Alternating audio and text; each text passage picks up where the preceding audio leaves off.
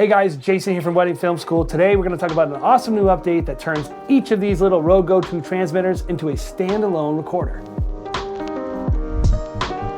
So, as you guys know, the Rode Go 2 came out, a month, 2 months ago. This thing is really incredible. We did a review on it on the channel, so definitely go check it out. Many of the things that are awesome about it are still awesome.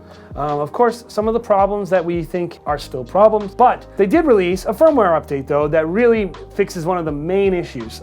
So let's get into it. Whenever these companies come out with firmware updates, usually there's a bunch of stuff I don't care about, and in this case, there's a bunch of stuff I don't care about. I guess for some of you guys, the dimness on the transmitter's little blinking buttons thingies might be something you might really appreciate, but for me, not such a great feature. I don't really care.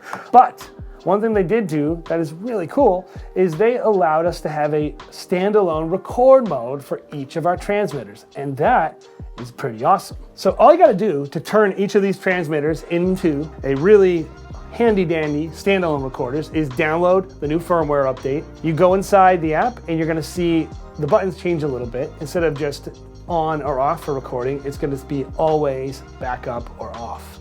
And what backup means is it's the older way of working where whenever you turned on your transmitters and your receiver, that the transmitters start recording, and always is the second you turn on your transmitters, they start recording, which is really cool. One quirk about the recording is that you must record in the uncompressed WAV files, which is probably most wedding filmmakers are gonna be doing that anyway though, because I don't know many people want to record MP3s at weddings. So after you enable the always on mode, pretty much all that happens is whenever you turn on each of these transmitters, they're gonna start recording.